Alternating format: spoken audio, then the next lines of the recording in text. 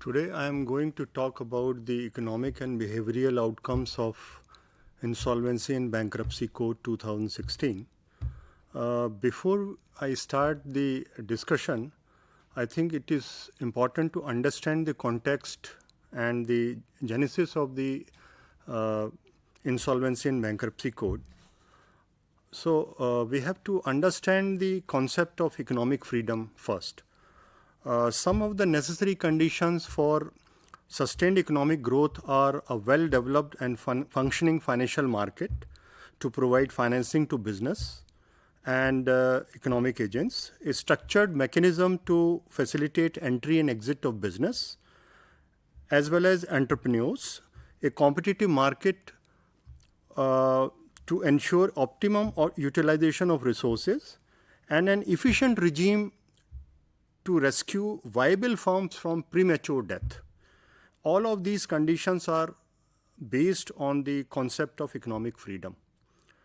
The role of the state is to provide a facilitative framework to ensure credit availability, ensure efficient resource mobilization, resource utilization, and promote entrepreneurship to ensure creative destruction. So, I will just give you the context of the genesis, context, and enactment of the IBC. So, to start with, I would like to state that the economic liberalism, which was introduced in 1990s, provided freedom of entry, and later economic reforms were focused on creating free and fair market competition. However, the legal experiments in resolution of debt default, like the Sikh Industrial Companies Special Provisions Act 1985, the winding up provisions in the Companies Act, the Recovery of Debt and Bankruptcy Act 1993, the Securitization and Reconstruction of Financial Assets and Enforcement of Security Interest Act 2002, did not yield the desired outcomes. The law dealing with personal insolvency were also not suitable to the changing needs of the society. The stress assets of the banks and other financial institutions also increased to very high levels post the global financial crisis. The stress in balance sheets of corporates was also building up.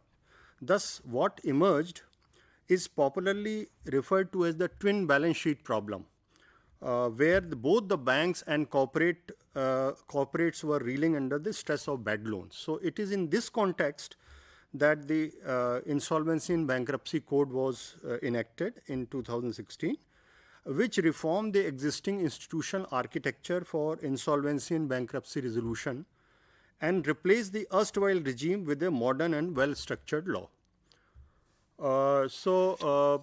We can say that if you want to see the main objective of the code, the objective of the code is to consolidate and amend the laws relating to reorganization and insolvency resolution of corporate persons, partnership firms, and individuals in a time bound manner for maximization of value of assets of such persons to promote entrepreneurships, availability of credit, and balance the interest of all the stakeholders. This was the overarching objective of the code. The code addresses some fundamental concerns relating to insolvency resolution, which were prevalent before the code was enacted. The enterprise value of a firm reduces exponentially with time. So, the code mandates closure of resolution process in a time-bound manner to preserve enterprise value. The code also demarcates commercial from adjudicatory decisions in the insolvency resolution process, allowing the committee of creditors to take all the commercial decisions and adjudicating authority to decide the matters within their domain. So, it makes a distinction between the commercial and adjudicatory issues. The code also moves away from debtor in possession to creditor in possession model in case the equity owners default on credit obligations. So, it is a paradigm shift compared to the then existing regime, where the debtor was in possession even when the insolvency resolution process was on. The code creates a credible threat of taking away the control and management from the equity owners and managers, thus reduces the moral hazard of risky behavior of current management. So this explains the basically the background and genesis of the code. Insofar as the institutional infrastructure of the code is concerned, it is based on four pillars: insolvency professionals, information utility, adjudicating authority, and regulator, which in this case is Insolvency and Bankruptcy Board of India. So let us look at some of the immediate outcomes of the code. Prior to enactment of the code, India did not have any experience of a proactive, incentive-compliant, market-led and time-bound insolvency law. Many institutions required for implementation of a state-of-art insolvency law did not exist. The code and the underlying reform in many ways was a journey into an uncharted territory, a leap into unknown and a leap of faith. The requisite regulatory framework in respect of corporate insolvency, both resolution and liquidation, and the entire ecosystem for corporate insolvency were put in place by the end of 2016. And the provisions relating to corporate insolvency process came into force on December 1st, 2016. The first corporate insolvency resolution process commenced on January 17, 2019. Now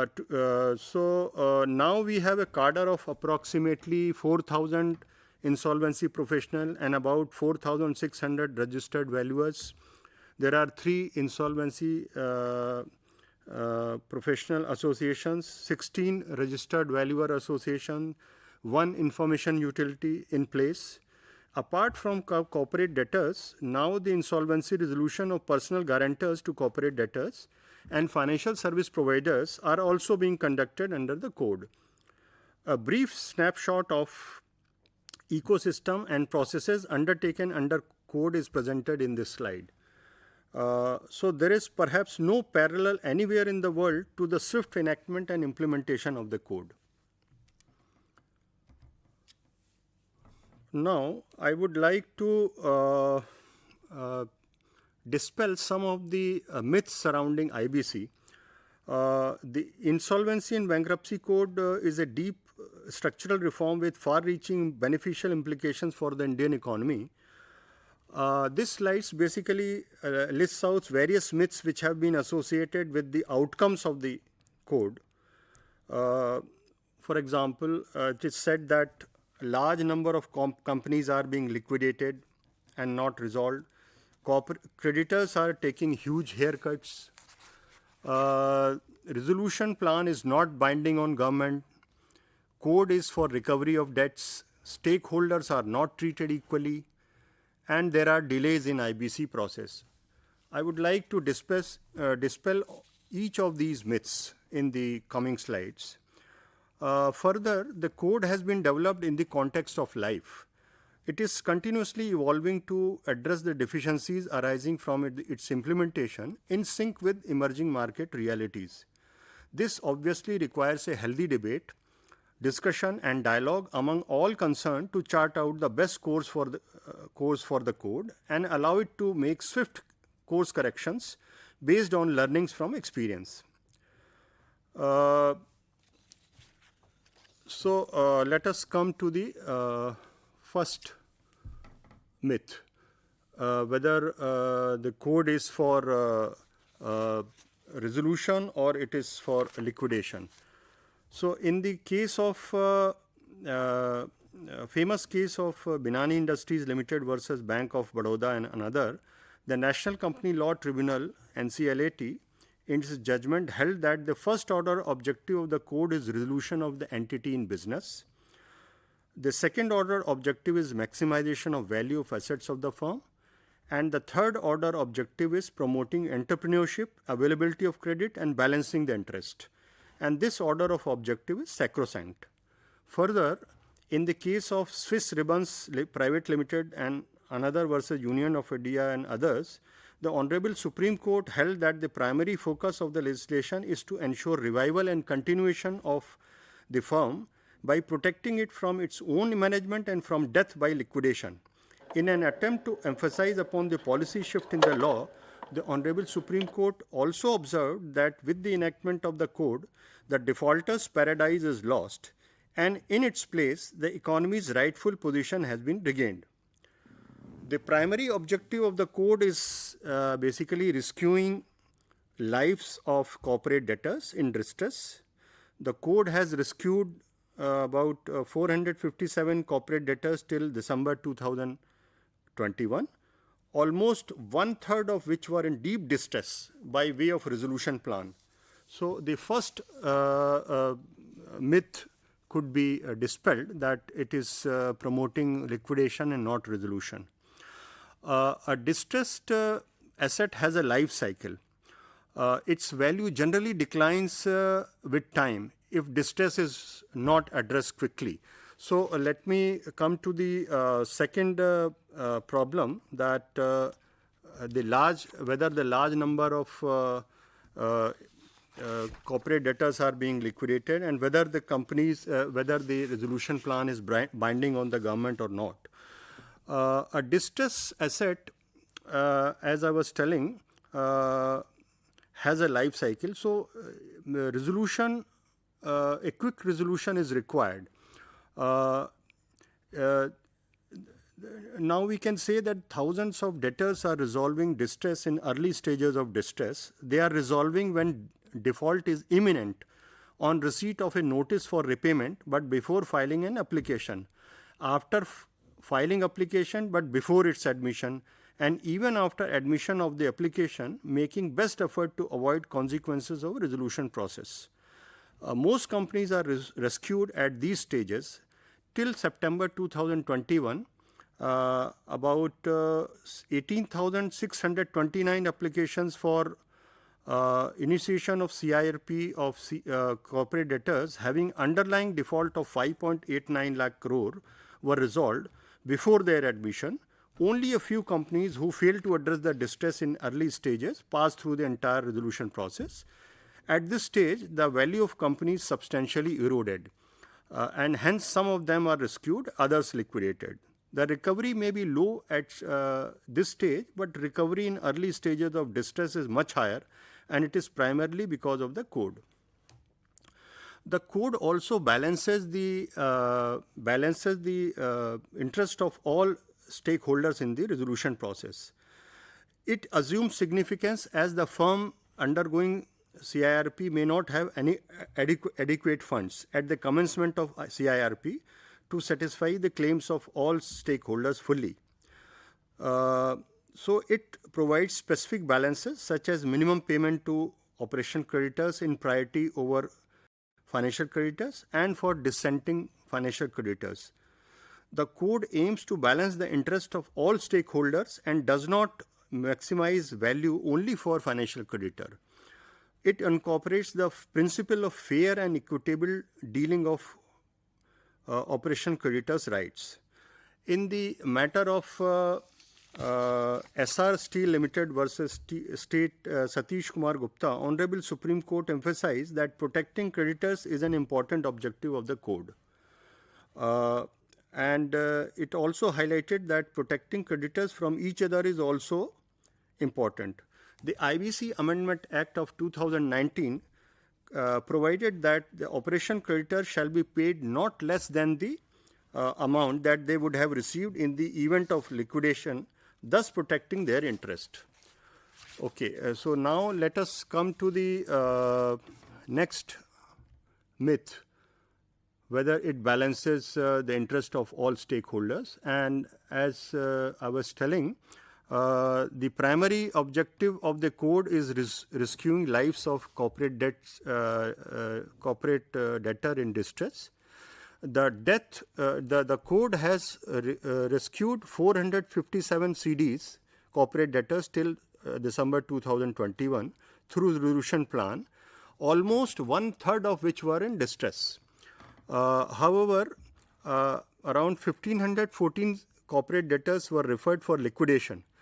the corporate debtors rescued had assets valued at 1.51 lakh crore, while the corporate debtors referred for liquidation had assets valued at 55,000 crore only when they were admitted to CIRP. Thus, in value terms, around 73% of the distressed assets were rescued. Of the corporate debtors sent for liquidation, 3/4 were either sick or defunct, and of firms rescued, 1/3 were either sick or defunct. The liquidation value, this slide is about liquidation. So I was telling that the companies which came for liquidation, they were already very sick or they were defunct, and that is why the realizations were low. But compared to the liquidation value, the realizations were not less. The liquidation value of the assets available with the 457 corporate debtors rescued when they entered the CIRP was only 1.51 lakh crore, though they owed about 8.34 lakh crore to creditors. So the resolution plan realized 2.59 lakh crore, which is about 172% of the liquidation value. Any other option of recovery or liquidation would have recovered at best rupees 100 minus the cost of recovery liquidation, while the creditors recovered about 172 under the code. So the excess recovery of rupees 72 is a bonus on account of the code. Though recovery is incidental under the code, the financial creditors recovered about 33% of the claims, which only reflects the extent of value erosion by the time the corporate debtors entered the corporate insolvency resolution process. Yet this is the highest amongst all the available methods of recovery for the creditors. Resolution plans on an average are yielding about 84% of the fair value of the corporate debtors. These realizations are exclusive of realizations that would arise from value of equity holdings, post-resolution, resolution of personal guarantors to corporate debtors, and from disposal of applications from avoidance transactions. So the recovery may still go up once these processes are over. So this is the slide about the haircut for creditors, but as I was telling, the creditors still could realize 72% higher compared to the liquidation value. The 1,514 corporate debtors ending up with orders for liquidation had an aggregate claim of 7.82 lakh crore. However, they had assets on the ground valued at only 55,000 crore. Till December 2021, 292 corporate debtors have been completely liquidated.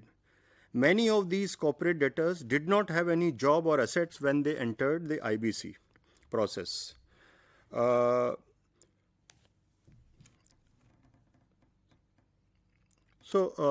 Now let us see what is the outcome in terms of in terms of the outcomes.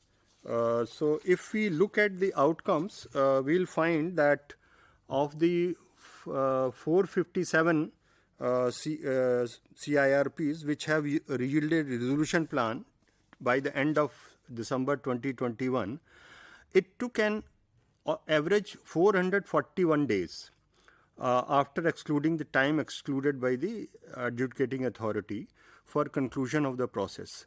Similarly, the 1,514 CIRPs which ended up in orders for liquidation took an average 391 days for conclusion. Further, 292 liquidation processes which have closed by submission of final reports took on average 431 days for closure. Similarly, 546 voluntary liquidation processes which have closed by submission of final reports took on average 411 days for closure. The cost details are also available in respect of 420 CIRPs. The cost works out on an average 0.99% of the liquidation value and 0.55% of the resolution value. But if you compare with the pre-IBC regime, we find that the time taken earlier was 4.3 years and cost was about 9% of the state value. So in terms of both cost and realization and time taken, I think the IBC regime has yielded better outcomes compared to the pre-IBC regime. Further, I would like to tell you that although it is not a main objective of IBC, it has helped in IBC process has helped in reducing the NPAs of banks and basically helped them in recovering their NPAs. In this slide, I am explaining the stress in banks' NPA situation over the years, and it shows that between 1415 and 1920, the cumulative percentage recoveries after haircut under Lok Adalat regime was 5%, DRT system 6%, SARFAESI 20%, and compared to that, the IBC recovery levels were much higher. This led to the remark in the RBI's report on trends and progress of banking in India of December 2020, where it is said that the IBC under which recovery is incidental to rescue of companies remained the dominant mode of recovery. So it basically helped the banks in reducing the NPAs. In this slide, you could see the recoveries under various methods like Lok Adalat, DRT system, SARFAESI and IBC over the years.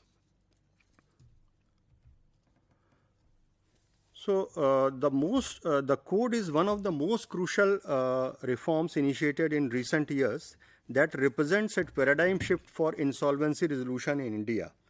The code is a game changer in the sense that it motivates the management and promoters of firms to avoid default, as their inefficiencies to operate above the optimum level may lead to shift in control and management of the firm away from existing promoters and managers. So, post introduction of code, a perceptible change in borrower behavior has been observed. Now, several borrowers are voluntarily approaching the banks with reasonable settlement offers. Some of them come forward due to fear of losing control of their business under IBC. This is perhaps an enunciation of the biggest evidence of outcome from nudge in the form of bar or in embargo being placed upon the erstwhile defaulting promoters of the corporate debtors from making a backdoor entry through bidding. The code lays down a built-in mechanism in which first order objective is resolution, and thus stakeholders automatically opt in for resolution in the first instance, and liquidation follows if resolution fails. Thus, the code is leveraging default rules, which is a behavioral principle given the anchoring bias of the individuals, and by providing default choices to economic agents such that the default choice maximizes their own welfare and that of society as a whole. Thus, it can be concluded that code has delivered a potent tool in the hands of creditors for quick and flexible resolution, and despite several issues faced in its implementation due to novelty of the law, growing infrastructure, developing ecosystem, economic slowdown, the code has performed reasonably well. Being a new and dynamic law akin to road under construction, it will continue to evolve and litigated, but the law has proved its worth as an effective mechanism for resolution of insolvent businesses. And there is some empirical evidence that post introduction of IBC, the distressed firms could increase their access to credit, and their cost of credit has also come down. If we look at the relationship of IBC with the World Bank's ease of doing business ranking, what we find is that it basically led to a dramatic improvement in India's ranking in the World Bank's ease of doing business report over the years. And IBC has therefore helped drive a holistic improvement in the attractiveness of India as an investment destination, a long-term structural change whose impact will continue to be seen in the years to come. In resolving the insolvency parameter, India's ranking jumped quite dramatically from 108 from 136 to 52 between 2017 and 2020. Going ahead and looking at the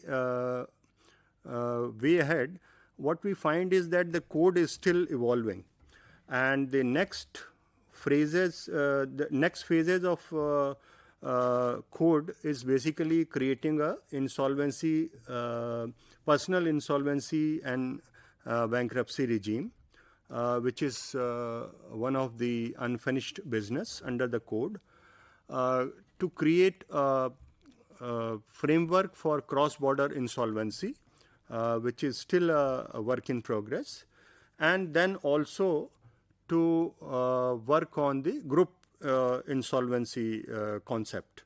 So I think these are the next big things which may happen, and with this I would conclude my presentation. Thank you.